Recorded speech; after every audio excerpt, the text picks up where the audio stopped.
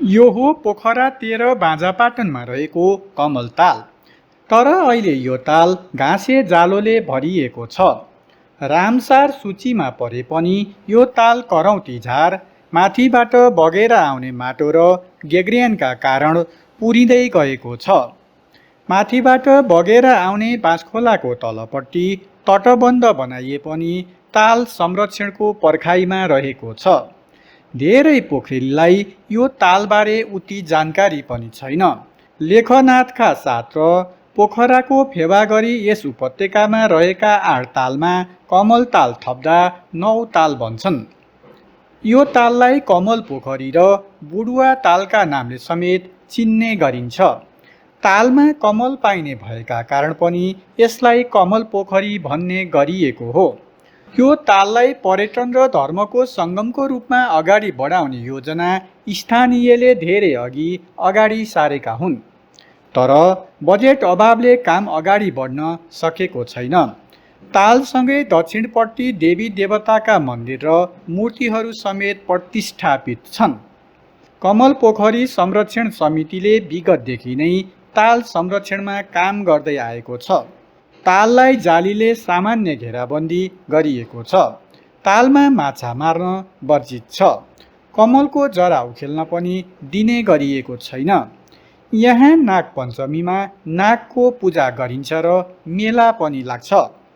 तालको बिचमा नागको ठुलो मूर्ति समेत स्थापना गरिएको छ। पोखराको महेन्द्रपुल बजारबाट 4 किलोमिटर यात्रा गरी यो ताल पुग्न सकिन्छ। तालसँगै रहेको जयकोट सामुदायिक वनले ताल वरपरको वातावरणलाई हरियालीयुक्त बनाएको छ। यो ताल 8 मिटर गहिरो र 32 रोपनी क्षेत्रफलमा फैलिएको छ। यहाँ विश्वकर्मा बाबा, दुर्गा, राधाकृष्ण र गणेशका मन्दिरहरू निर्माण गरिएका छन्। नाग र विश्वकर्माको मूर्ति तथा मन्दिर दलित समुदायले निर्माण गरेका हुन्। कमल पोखरी आमा समूह गठन गरी महिलाहरूलाई समेत 2048 सालदेखि ताल संरक्षणमा सामेल गराइएको छ। यो तालको संरक्षणका लागि पोखरा महानगरपालिका, पोखरा उपत्यका नगर विकास समिति, तत्कालीन पर्यटन कार्यालय पोखरा, सरकारले गठन गरेको ताल संरक्षण समिति, तत्कालीन जिल्ला विकास समिति कास्की, जिल्ला वन कार्यालय र हरियो वनले आर्थिक सहयोग गरेको कमल पोखरी संरक्षण समितिले जनाएको छ। अझै घेराबन्दीको काम पुरा गर्न बाँकी रहेको, ताल वरपर नाली र पैदल मार्ग निर्माणको काम सम्पन्न गर्न बाँकी नै रहेको देखिन्छ। यी सबै काम सम्पन्न भएपछि तालमा बढीभन्दा बढी पर्यटक आकर्षित गर्ने र वरपर रेस्टुरेन्ट तथा होटल निर्माण गर्न प्रोत्साहन गर्ने सोच समितिको रहेको छ। ताल संरक्षणका लागि देउसी भैलो कार्यक्रम, चन्दा सङ्कलन र श्रमदान जस्ता अभियान पनि विगतमा सञ्चालन गरिएको थियो। समाजसेवी धनपति तिमिल सिन्हासँग जग्गा माग गरी पार्टी निर्माण गर्ने, केशबहादुर विकको सक्रियतामा टिम बनाई ताल सीमाङ्कनको काम अगाडि बढाइएको र मेसिनरी वाल तथा रेलिङ निर्माणका काम समेत सम्पन्न भएका छन्।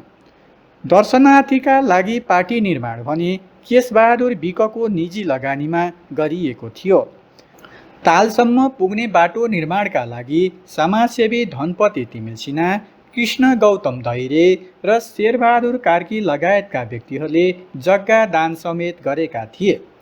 पोखरा उपत्यका नगर विकास समितिका तत्कालीन अध्यक्ष विश्वप्रकाश लामिछानेले पनि आर्थिक निकासमा साथ दिई ताल संरक्षणमा सघाएका थिए।